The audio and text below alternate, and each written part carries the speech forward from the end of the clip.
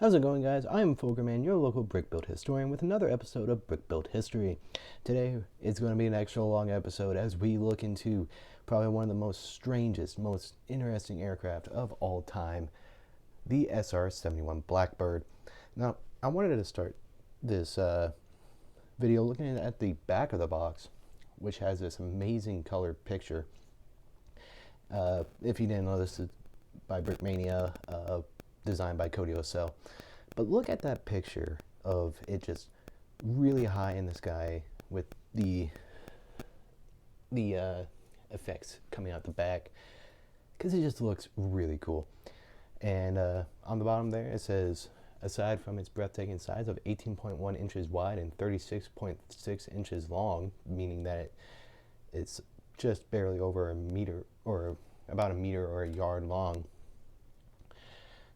the SR-71 includes a sleek design with a plethora of play features such as functioning landing gear, 12 custom printed parts, a detailed cockpit, 2 custom minifigures, working flaps, and ailerons, brick-built display stand, and custom stickers. The top doesn't really have anything. And then on the front, you have the typical Brickmania box design. You have the 3/4 profile shot there with the minifigures on the bottom. SR-71 Blackbird, strategic reconnaissance aircraft, original design by Cody Ocell. You have a Lockheed Martin emblem on the bottom because this is a licensed product. 1050, skill 4 out of 5, contains 2,660 Lego elements and 2 pilots. And I have number 101. So yeah, when we move that to the side, you can see this is why I had to move it to my floor, because my usual recording area up there doesn't have enough room. And this thing, as you can see, is massive. It is really, really big. In fact, put my hand around here, I'm grabbing the nestle right now, so you can truly see how massive it is. So we're gonna have to start looking at it from different viewed in angles. So you have a pitot air tube in the front there, and you have a really nice representation of the airframe here, because the SR-71 has a very unique airframe. It is really flat and very, very narrow. Or it's very wide up here, very short and squat. And then you have the landing gear, the forward landing gear. I decided to keep the landing gear down for now. As you can see, you have the rear landing gear back here. It's got 3 wheels on each side, which is very unique and interesting. It also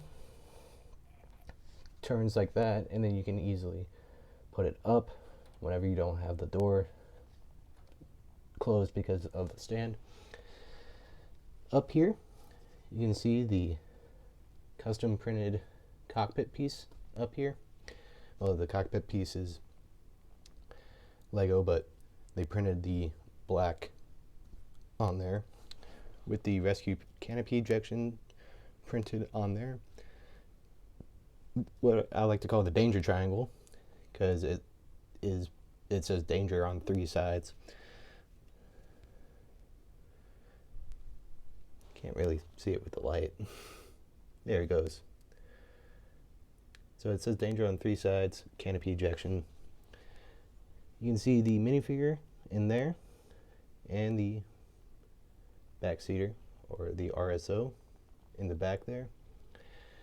The top here is barely connected, but it stays on there pretty strong. You have the little triangle back there, U.S. Air Force printed on the side here. You have the very famous red sticker, or the red stripes on top, and the Stars and bars on one side, U.S. Air Force on the other. So, without a doubt, this is one of the biggest kits out there. Try to go back to focus. So, one of the biggest kits. You have this really awesome cone design, and instead of just like this whole engine nestle is just amazing. You have, instead of just going with a straight tube going back like a lot of people would, there was just so many different techniques to get it to where it's just not only going slightly up but slightly out like the real thing does. And that is really, really interesting and a really cool, like, pay attention to detail. You also have a lot of, you have the two big engine exhausts in the back. You have the, as I said, the inlet cones here, which are very unique and special, which I'll get into in the history. They're not exactly straight coming out of the front of the intake here. They are actually slightly angled, and instead of just, you know, doing the lazy thing and having it just come straight out, they actually make it where it is angled. It is a very slight angle that you really wouldn't notice unless you pay attention to it, but it is there, and that is a very nice attention to detail. As we move to the back here, and I get my wires caught on my shoe,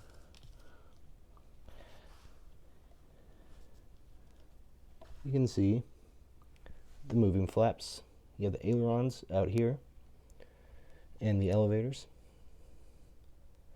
Really nice addition, play feature. Rudders don't move, and you have the skunkwork insignia on each rudder, or each vertical stabilizer. And then this is where the parachute would be.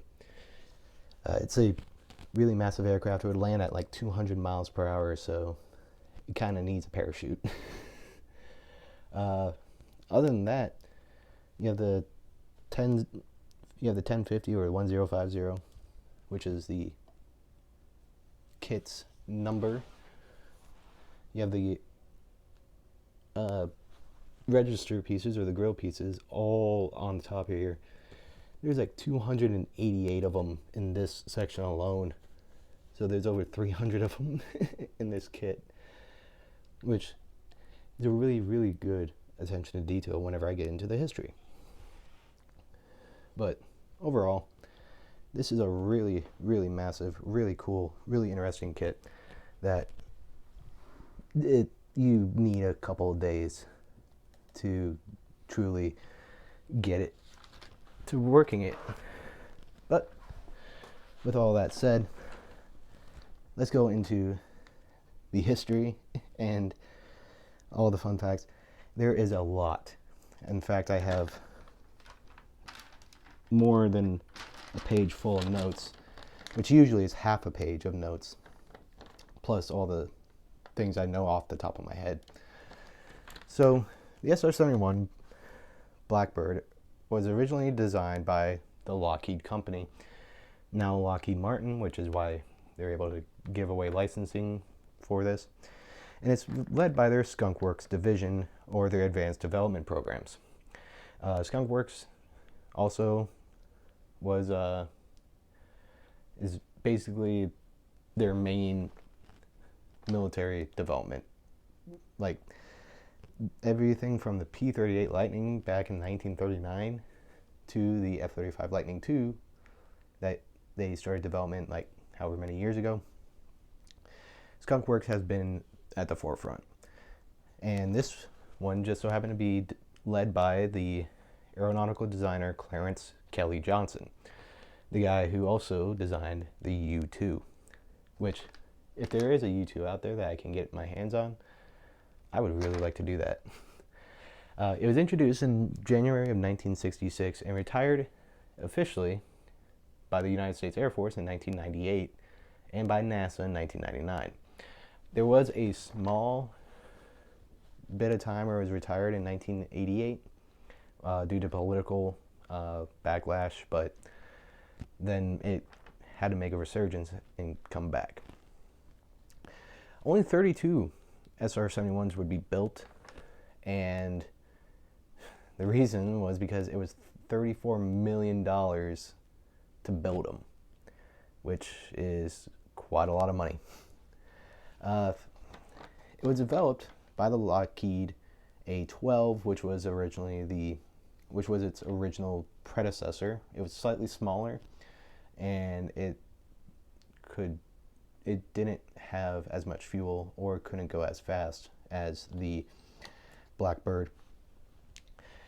And the A-12 basically was in 1958, whenever U-2 was starting to show its age, the CIA decided to start with a new project called Archangel to replace the U-2.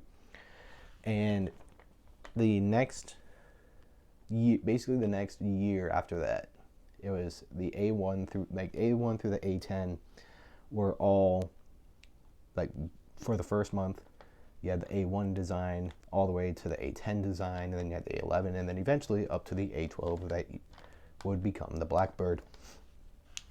The number one thing this design really wanted to do was to go past Mach 3. The other thing was to have a reduced radar cross section. So basically I had to go super fast and also not be seen by radar, which is something today that you may think, well, that seems kind of easy now since we have a lot of aircraft that can break the sound barrier. But it actually isn't. There was a bomber version that was conceived, but it was never actually built, and which is kind of where the designation for this thing would come from eventually, which I'll get into later. But this was a reconnaissance-only aircraft, meaning that literally its only job was to look at whoever we need to look at, whether it was the Vietnamese in Vietnam, all the way up to even the Iraqis and the up to the Iraqi and Afghanistan wars. Operation Desert Storm. These things were still flying, which is kind of crazy. So a lot of reconnaissance equipment would be put into these things, including signal intelligence sensors, side-looking airborne radar, and a bunch of photo cameras. This thing was loaded with tons and tons and tons of different radar emitting equipment, radar detecting equipment, just pure cameras, photography cameras. And to think this was in the 1960s and 70s that this thing was really in its supreme heyday.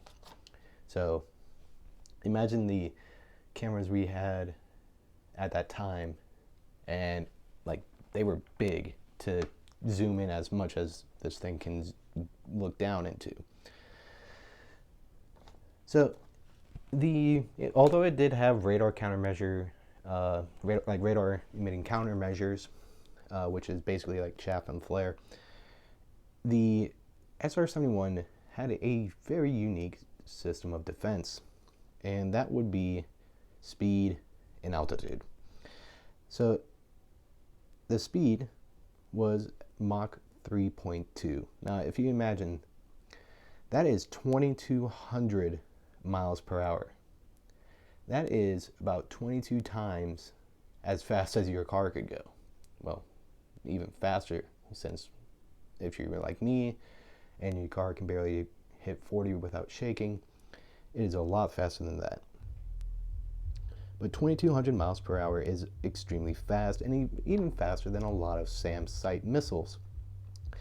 Regardless, the amount of times it takes to have a SAM site lock onto this thing is already out of range. And it can also go 85,000 feet into the air, which is really, really high. It could only fly once a week due to the turnaround time. Now, if you don't know, if you're not in the aviation community or understand aviation, a turnaround time is that whenever an aircraft lands, you have to do what's called a turnaround inspection. Basically, like the F-18s I work on, like whenever it lands, you have to do a check, make sure that nothing is cracked or broken, make sure nothing's leaking, make sure all the fluids are where they need to be and not leaving where they're not. You know, general look over of things. But for the SR-71, it is very in-depth. And the reason for that is because of the extreme brutal environment that this aircraft goes through. Now, you may be thinking, well, how could that be? It's just in the air. What's brutal about being in the air and 85,000 feet up in the air, not worrying about mountains or anything like that? Well, one thing you have to think about is whenever you're going in Mach 3.2, you're not just going through nothing, you're going through air. And air causes friction. And this friction will cause the aircraft to heat up well over 500 degrees Fahrenheit, which is, I don't know the Celsius conversion, but 500 degrees Fahrenheit is extremely, extremely hot. And one of the reasons why this thing could withstand it is because of its strange design. It actually used corrugated, it had a corrugated skin. Now, if you don't know what corrugated piping or what corrugated means, it basically means that it's got ridges. And this is why the detail of the register pieces on the top is such a great attention to the detail, because the top of the fuselage and all that is actually ridged. And this was to allow it to stretch, because sometimes this thing can stretch over a foot by expansion of heat. In fact, it will start leaking fuel and other fluids because of how much the aircraft has stretched.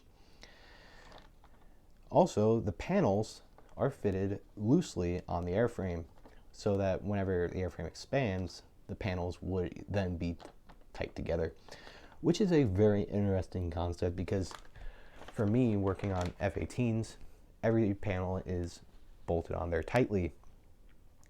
Granted, the F-18 or the EA-18 I work on is not going nearly that speed.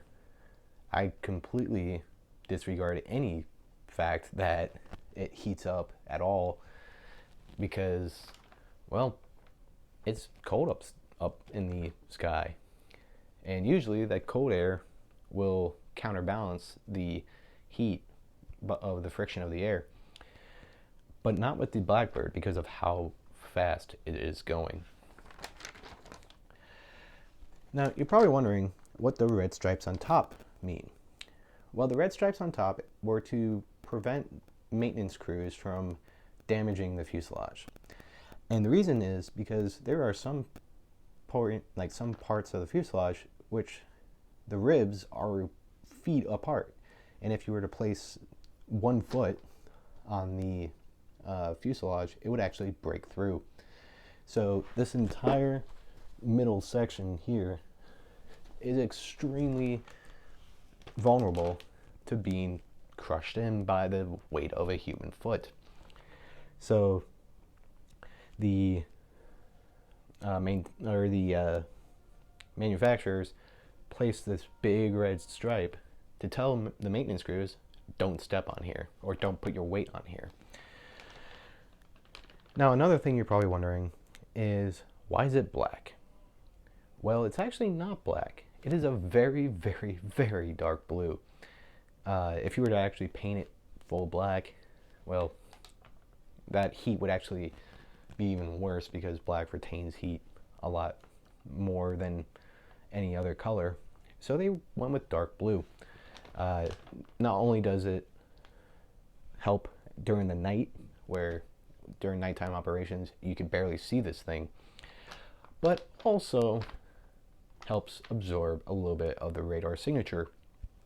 If you notice, a lot of aircraft that are stealth are very dark colors because it helps absorb some of the radar waves.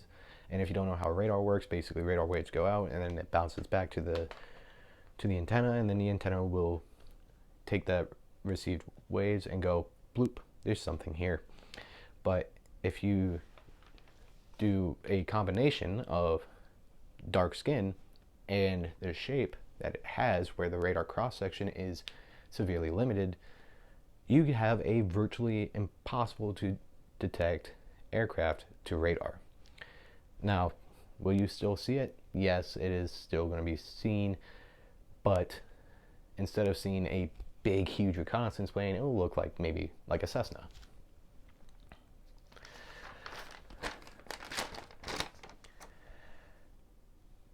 So, as I said, you can only fly this once a week, and it was quite a weird aircraft to fly. Like I said, it could go Mach 3.2, and if you're in a mission, which missions took hours at a time, and you feel that someone is detecting you, the doctrine was, hey, move the throttle all the way forward. And that's what they did. They just get the beep saying you're being targeted, push throttle all the way to high burn, and gone. And in fact, in 1976, it was a Blackbird that set the record for the fastest air-breathing manned aircraft. If you don't know what that means, basically, the aircraft sucks in air in the intake and blows it out of the exhaust, and it's manned, meaning that it carries people. So something that, like the ME-163, if I don't know the exact speed of that thing, but say if that thing was actually faster, it's a rocket because it only uses fuel and spouts it out of the exhaust. Eventually, this aircraft would be replaced by not only recon satellites, but UAVs. So an aircraft like the SR-71 would eventually be considered obsolete, which is quite amazing to think that something like this would last like 30 years and it's still so top secret that we don't even know the exact top speed of this thing. We just take the paper 3.2, Mach 3.2, and just take it as canon. The designation SR-71 is something that is kind of weird because there's really no other SRs. Today there's something in the works, which I'll get to later, but you don't see an SR-1 through SR-70. And the reason is because of the designation of the pre-1962 bombers. Once you think about it, like the B-50, the B-52s, and all those other bombers. Well, the last bomber before this was the XB-70 Valkyrie. And they intended on using this as a bomber aircraft as well. So it was given the B-71.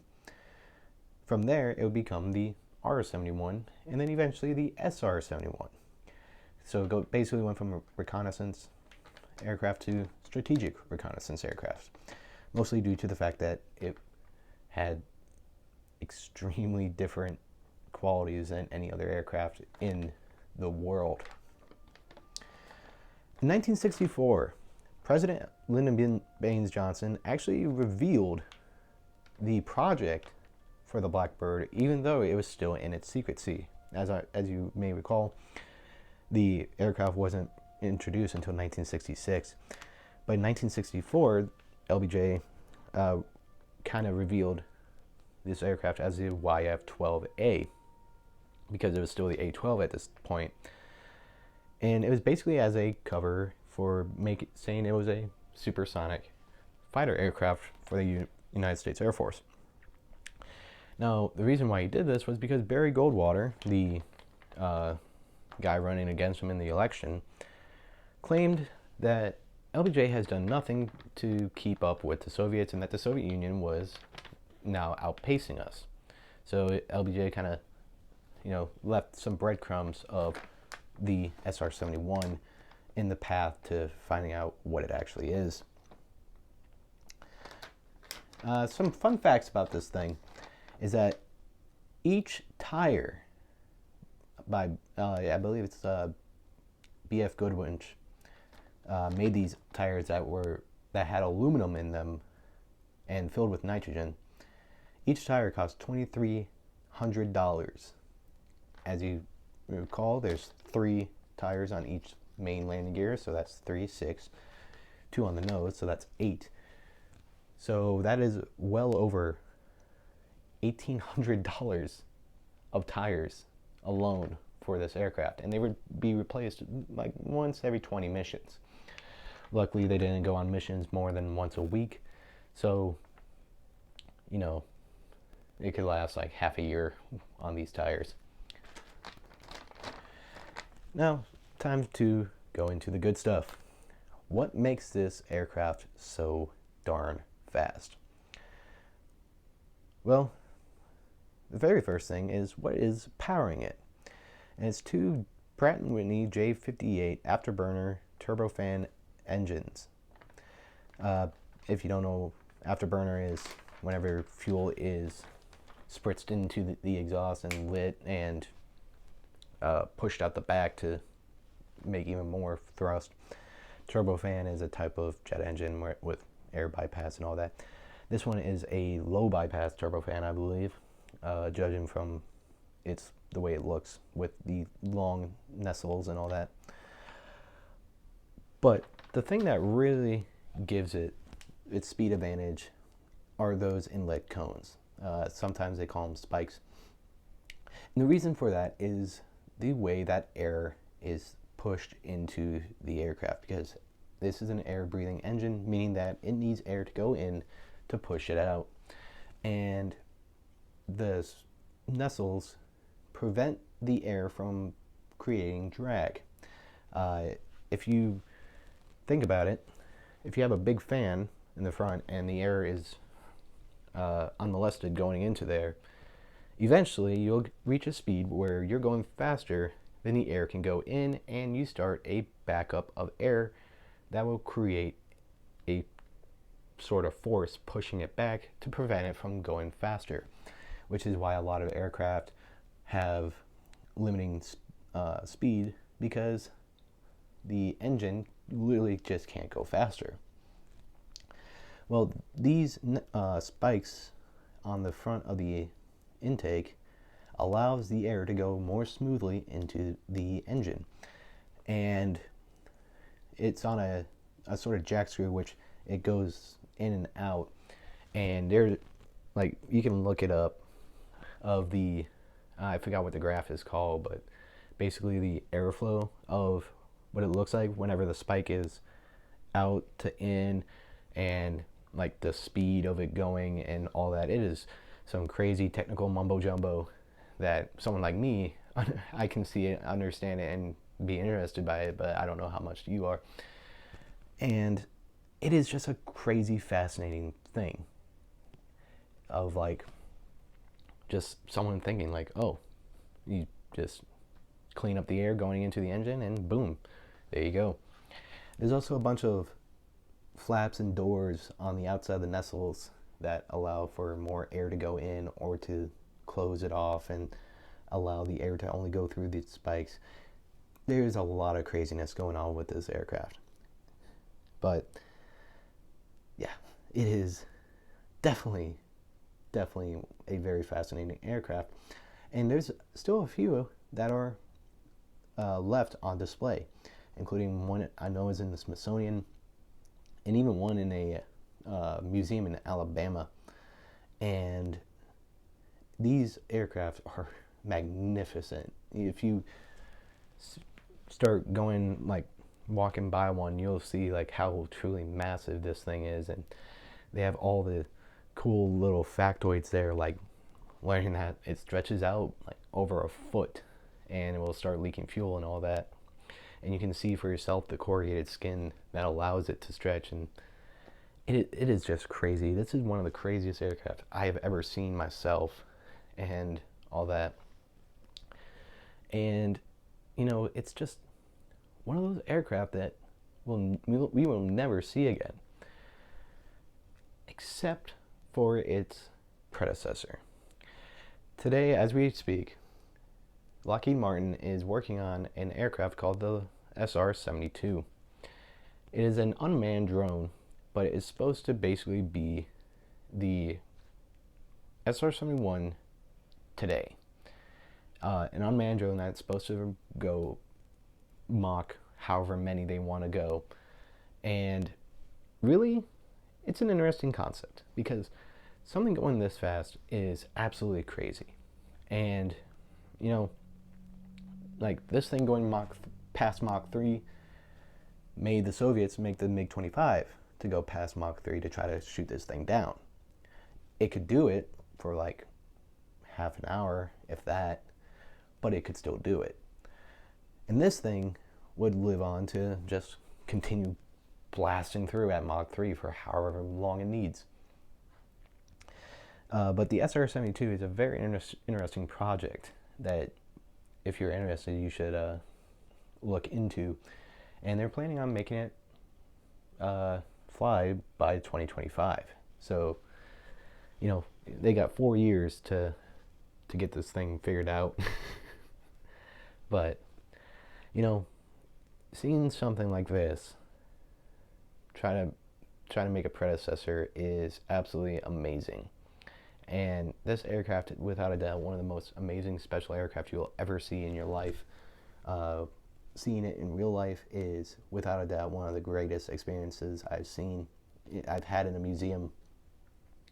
Probably the only one that beats this is seeing the Spruce Goose in real life. But this is pretty high up there as one of my favorite aircraft to see in a museum. And hopefully you guys can see one whenever museums open up again after this whole pandemic thing. And, you know, I hope you take this to go learn some SR-71 things yourself, because this is just a crazy aircraft. This is an aircraft that has never been duplicated, replicated, made ever again, and I don't think it ever will. It's a once in a lifetime kind of thing. And, you know, someone being able to fly in one of these, very, very special. But with that said, this is without a doubt probably one of my favorite Brickmania kits now. If you've watched my top 10 list, this probably will be either right above or right below the B-17. And, you know, it is absolutely massive. It's 3 feet long. Just a crazy, crazy aircraft. And I love looking at it like I am right now, just seeing it. But with that said, if you learned something or want me to do a review on something else, hit the like button, comment, whatever you want me to do a video on, or, you know, whatever you want. Subscribe if you want to see more, because there's a lot more like this in the works. I still have that B-29 to make, and a lot of other aircraft. So, you know, lots of planes to do history on, and tanks as well. But with that said, I've been Folkerman, and let's continue to build history.